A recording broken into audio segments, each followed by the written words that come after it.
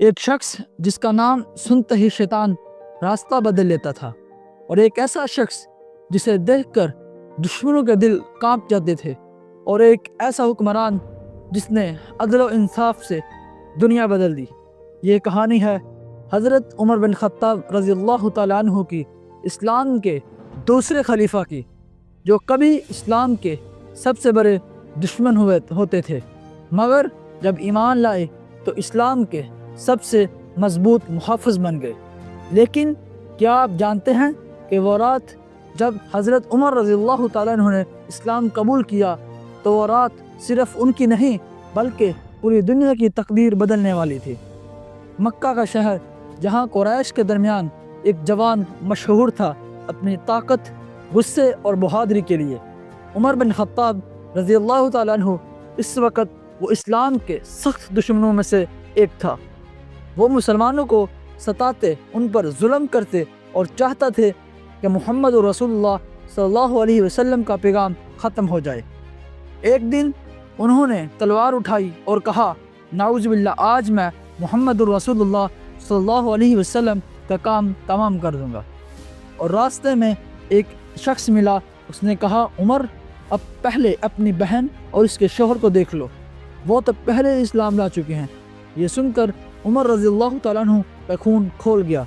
وہ غصے میں بہن کے گھر گئے، دروازہ توڑا اور اندر گھس گئے۔ وہاں انہوں نے اپنی بہن فاطمہ بنت خطاب اور ان کے شوہر کو قرآن پڑھتے دیکھا۔ عمر رضی اللہ تعالیٰ عنہ نے انہیں مارا، اور اتنا مارا کہ ان کا خون بہنے لگا، مگر جب دیکھا کہ اس کی بہن زخمی ہونے کے باوجود بھی قرآن پڑھ رہی ہے تو اس کے دل میں کچھ ٹوٹ سا گیا۔ انہوں نے کہا، مجھے بھی وہ کاغذ دکھاؤ جسے تم پڑھ رہے ہو۔ جب انہوں نے قرآن کی آیت پڑھی، طٰہٰ مَا أَنزَلْنَا عَلَيْكَ الْقُرْآنَ لِتَشْقَىٰ، تو حضرت عمر بن خطاب رضی اللہ تعالیٰ عنہ کے جسم پر کپ کپی طاری ہو گئی، آنکھوں سے آنسو بہنے لگے۔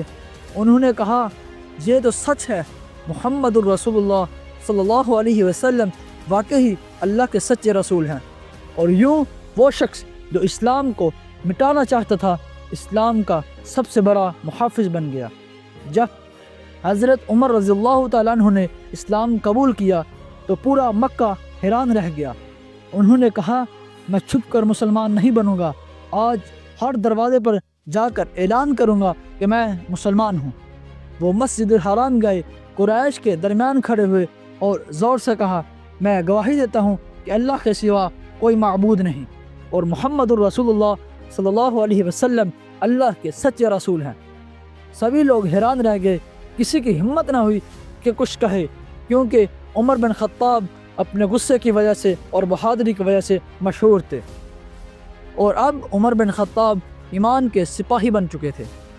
ان کے بعد حضرت عمر رضی اللہ تعالیٰ عنہ ہر جنگ میں نبی کریم صلی اللہ علیہ وسلم کے ساتھ نظر آئے۔ بدر و حنین، خندق و احد، اور ان کی تلوار ہمیشہ حق کے لیے چلتی تھی، بلکہ ظلم کے لیے نہیں، صرف حق کے لیے چلتی تھی۔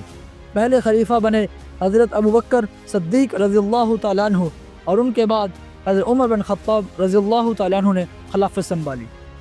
جب حضرت عمر رضی اللہ تعالیٰ عنہ نے حکومت سنبھالی تو اسلام صرف عرب کے ایک حصے تک محدود تھا، اور جب ان کا دور ختم ہوا تو اسلام فارس، شام، مصر اور روم تک پھیل چکا تھا۔ انہوں نے 22 لاکھ مربع میل میں حکمرانی کی۔ انہوں نے ایسا عدل قائم کیا جو آج بھی دنیا کے لیے مثال ہے۔ غریب، یتیم، غلام، سب کے دروازے ان کے لیے ہمیشہ کھلے تھے۔ ایک دن ایک آدمی نے کہا، اے عمر، تمہارا رشتہ 2 ٹکڑوں کا ہے اور ہم سب کو ایک ہی ملا، یہ کیسا انصاف ہے؟ حضرت عمر رضی اللہ تعالیٰ عنہ مسکرائے اور اپنے بیٹے عبداللہ بن عمر سے کہا، انہیں بتاؤ، دوسرا ٹکڑا میرے بیٹے نے دیا ہے۔ سبھی لوگ رو پڑے، کیونکہ یہ تھا عمر رضی اللہ تعالیٰ عنہ کا انصاف، جہاں خلیفہ بھی اپنے آپ کو جواب دہ سمجھتا تھا۔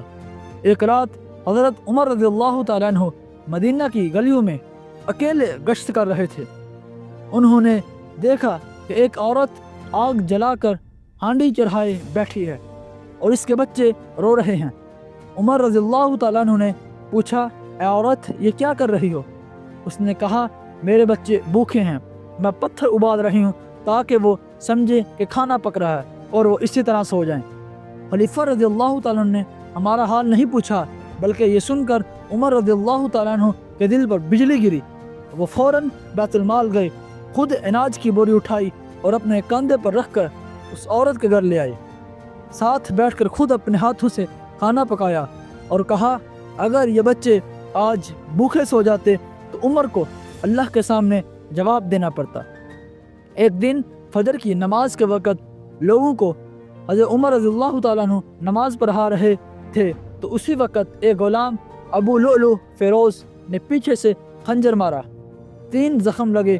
خلیفہ رضی اللہ تعالیٰ عنہ زمین پر گر گئے، مگر زبان پر صرف ایک ہی جملہ تھا کہ یا اللہ مجھے اپنے نبی کریم صلی اللہ علیہ وسلم اور اپنے دوست حضرت ابوبکر صدیق رضی اللہ تعالیٰ عنہ سے ملا دے۔ چند دن بعد وہ اس دنیا سے رخصت ہو گئے اور انہیں نبی کریم صلی اللہ علیہ وسلم اور حضرت ابوبکر صدیق رضی اللہ تعالیٰ عنہ کے پہلو میں دفن کیا گیا۔ آج صدیوں بعد بھی جب دنیا انصاف کی مثال ڈھونڈتی ہے تو ایک ہی نام گونجتا ہے، عمر بن خطاب رضی اللہ تعالیٰ عنہ، جنہیں ہم حضرت فاروق اعظم رضی اللہ تعالیٰ عنہ کے نام سے جانتے ہیں۔ وہ شخص جس کے عدل سے زمین لرزتی تھی، لیکن جس کے دل میں اللہ کا خوف اور انسانیت کا درد بسا ہوا تھا۔ وہ کہتا تھا اگر ایک کتا بھی بھوکا نہر کے کنارے مر گیا تو عمر سے اس کا سوال ہوگا۔ یہ تھی حضرت عمر بن خطاب رضی اللہ تعالیٰ عنہ کی زندگی جو قیامت تک یاد رکھی جائے گی۔ اور نبی کریم صلی اللہ علیہ وسلم نے فرمایا کہ اگر میرے بعد کوئی نبی ہوتا تو وہ عمر بن خطاب ہوتے۔ ناظرین، امید ہے آپ کو یہ ویڈیو پسند آئی ہوگی، تو پلیز اس کو لائک، شیئر اور چینل کو سبسکرائب ضرور کریں۔ شکریہ۔